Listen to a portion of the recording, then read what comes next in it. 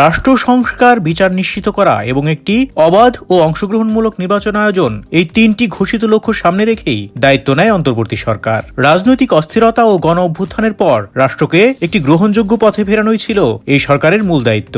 কিন্তু 1.5 বছর পার হতে না হতেই রাষ্ট্রের সবচেয়ে ভারী, দীর্ঘমেয়াদী এবং কৌশলগত সিদ্ধান্তগুলো নেওয়া হচ্ছে একেবারে ভিন্ন খাতে।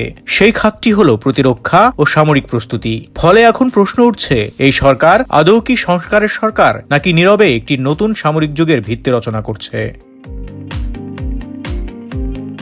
এই 1.5 বছরে সরকারের সবচেয়ে দৃশ্যমান মনোযোগ পড়েছে প্রতিরক্ষা খাতের কেনাকাটায়। এই কেনাকাটা শুধু ব্যয়ের অঙ্কে বড় নয়, বরং এর কৌশলগত ও ভূরাজনৈতিক তাৎপর্য বাংলাদেশের ইতিহাসে নজিরবিহীন। ড্রোন নির্মাণ কারখানা, আধুনিক যুদ্ধবিমান, সাবমেরিন, আক্রমণাত্মক হেলিকপ্টার, যুদ্ধজাহাজের আপগ্রেডেশন, সব মিলিয়ে কয়েক লাখ কোটি টাকার সম্ভাব্য দায় তৈরি হয়েছে, যা আগামী কয়েক দশক ধরে রাষ্ট্রকে বহন করতে হবে।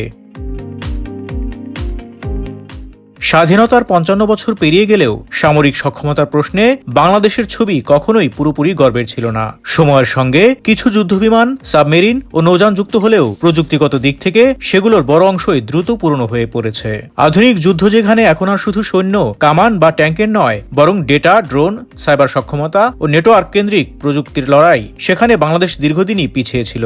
বৈশ্বিক মানদণ্ডে বিচার করলে আকাশ ও সমুদ্র প্রতিরক্ষায় দেশের সক্ষমতা কখনোই প্রতিযোগিতামূলক পর্যায়ে পৌঁছায়নি। এই ঘাটতির পেছনে শুধু অর্থনৈতিক সীমাবদ্ধতা ছিল না, ছিল রাষ্ট্রের একটি সচেতন রাজনৈতিক দর্শন। সংবিধানের 25 নম্বর অনুচ্ছেদে ঘোষিত নীতি সকলের সঙ্গে বন্ধুত্ব, কারো সঙ্গে শত্রুতা নয়। এই নীতিকে সামনে রেখে বাংলাদেশ দীর্ঘদিন এমন এক ভারসাম্য কূটনীতিতে হেঁটেছে যেখানে শক্ত সামরিক অবস্থান নেওয়ার চেয়ে বড় শক্তিগুলোর মন রক্ষা করাই বেশি গুরুত্বপূর্ণ হয়ে উঠেছিল। কারো বিরাগভাজন না হওয়া, আঞ্চলিক উত্তেজনায় দৃশ্যমানভাবে না জড়ানো, এই চাপের মধ্যেই প্রতিরক্ষা আধুনিকায়ন বহুবার পিছিয়ে গেছে। রাষ্ট্র শান্তির বার্তা দিয়েছে, কিন্তু শক্তির ভাষায় কথা বলার আত্মবিশ্বাস গড়ে তুলতে পারেনি। বন্ধুত্বের নীতি কাগজে থাকলেও বাস্তবে তা অনেক সময় আত্মবিশ্বাসের ঘাটতিতে পরিণত হয়েছে। এই জায়গা থেকেই আজকের প্রশ্নটি সামনে আসে, হঠাৎ করে যদি প্রতিরক্ষা খাতে এত বড় বিনিয়োগ এবং কেনাকাটার সিদ্ধান্ত আসে, তা কি শুধুই সক্ষমতার ঘাটতি পূরণের প্রয়াস, নাকি এতদিনের নীরবতার এক ধরনের প্রতিক্রিয়া? চীন, পাকিস্তান, ইউরোপ, তুরস্ক, দক্ষিণ কোরিয়া ও যুক্তরাষ্ট্র, এতগুলো ভূরাজনৈতিক মেরুর সঙ্গে একসঙ্গে সামরিক আলোচনায় জড়ানো বাংলাদেশ এর আগে কখনো দেখা যায়নি। প্রতিটি দেশ, প্রতিটি আলোচনা ভিন্ন ভিন্ন কূটনৈতিক সংকেত বহন করছে। সরকার বলছে এসব সিদ্ধান্ত বাংলাদেশ ফোর্সেস গোল 2030-এর আলোকে নেওয়া হচ্ছে। এই নীতিমালায় সেনা, নৌ ও বিমান বাহিনীর আধুনিকায়নের রূপরেখা রয়েছে, তবে সেখানে ধাপে ধাপে বাস্তবায়নের কথা বলা হয়েছে, হঠাৎ করে নয়। বাস্তবে দেখা যাচ্ছে অন্তর্বর্তী সরকার দায়িত্ব নেওয়ার পরপরই একের পর এক উচ্চমূল্যের প্রকল্প সামনে আসছে। সর্বশেষ চীনের সঙ্গে 600 কোটির বেশি ব্যয়ে ড্রোন ম্যানুফ্যাকচারিং ও অ্যাসেম্বলি প্ল্যান্ট স্থাপনের চুক্তি সেই প্রশ্নকে আরও জোরালো করেছে। সরকার বলছে এখানে প্রযুক্তি হস্তান্তর হবে এবং ভবিষ্যতে বাংলাদেশ নিজস্ব ড্রোন তৈরি করতে পারবে। নিঃসন্দেহে এটি সামরিক সক্ষমতার দিক থেকে বড় পদক্ষেপ, কিন্তু একই সঙ্গে এটি বাংলাদেশের কূটনৈতিক অবস্থানও নির্ধারণ করে দেয় দেশটি কোন প্রযুক্তি বলয়ের উপর নির্ভর করছে। ড্রোনে থেমে থাকেনি এই সামরিক তৎপরতা। পাকিস্তান থেকে জেফ-17 ব্লক 3 যুদ্ধবিমান কেনার আলোচনা সামনে এসেছে, যার সম্ভাব্য ব্যয় প্রায় 9,000 কোটি টাকা। এর সঙ্গে রয়েছে প্রশিক্ষণ ও দীর্ঘমেয়াদী রক্ষণাবেক্ষণ চুক্তি। পাকিস্তানের সঙ্গে সামরিক সম্পর্ক নতুন নয়, কিন্তু এমন উচ্চমাত্রার যুদ্ধবিমান কেনার আলোচনা ভারতীয় উপমহাদেশের আকাশ প্রতিরক্ষার বাস্তবতায় একটি স্পষ্ট রাজনৈতিক বার্তা বহন করে।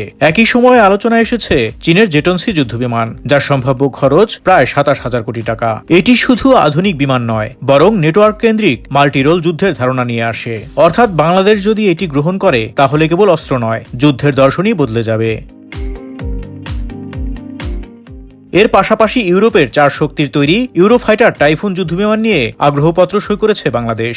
এটি চীন পাকিস্তান বলয় থেকে বেরিয়ে ইউরোপীয় সামরিক শিল্পের দিকে হাত বাড়ানোর ইঙ্গিত দেয়, যা ভারসাম্য কূটনীতির প্রতিফলন হিসেবেও দেখা হচ্ছে। তবে সেই ভারসাম্যের মূল্য অত্যন্ত চড়া। একইভাবে তুরস্কের আক্রমণাত্মক হেলিকপ্টার, নৌবাহিনীর যুদ্ধজাহাজ, খালিদ বিন ওয়ালিদের আপগ্রেডেশন, দক্ষিণ কোরিয়া থেকে সাবমেরিন কেনার আলোচনা এবং যুক্তরাষ্ট্র থেকে ব্ল্যাক হক হেলিকপ্টার ও বিমান কেনার সম্ভাবনা, সব মিলিয়ে এটি একটি পূর্ণাঙ্গ সামরিক রূপান্তরের ছবি তুলে ধরে। যুক্তরাষ্ট্রের ক্ষেত্রে একটি অঘোষিত লক্ষ্য হিসেবে বাণিজ্য ঘাটতি কমানোর বিষয়টিও আলোচনায় এসেছে। প্রতিরক্ষা বিশ্লেষকরা স্বীকার করছেন আঞ্চলিক নিরাপত্তা বাস্তবতায় সক্ষমতা বাড়ানো জরুরি। তবে তাদেরও মত, এ ধরনের সিদ্ধান্ত রাজনৈতিক বৈধতা এবং জনসমর্থনের ভিত্তিতে নেওয়া উচিত। অন্তর্বর্তী সরকারের ক্ষেত্রে সেই বৈধতার প্রশ্ন থেকেই যায়। ডক্টর মোহাম্মদ ইউনূস আন্তর্জাতিক মঞ্চে বারবার বলেছেন, এই সরকার সংস্কার, বিচার ও অবাধ নির্বাচন করতে চায়। কিন্তু দেশের ভেতরে যে বাস্তব চিত্র তৈরি হচ্ছে, সেখানে প্রতিরক্ষা ব্যয়ই সবচেয়ে দৃশ্যমান অগ্রাধিকার হয়ে উঠেছে। ফলে প্রশ্নটি আরও ধারালো হয়ে উঠছে, সরকার কি ভবিষ্যৎ রাষ্ট্রের নিরাপত্তা নিশ্চিত করতে চাইছে, নাকি বর্তমান রাষ্ট্রের রাজনৈতিক সংকট আড়াল করতে সামরিক শক্তির দিকে ঝুঁকছে? Desk report, Dhaka express.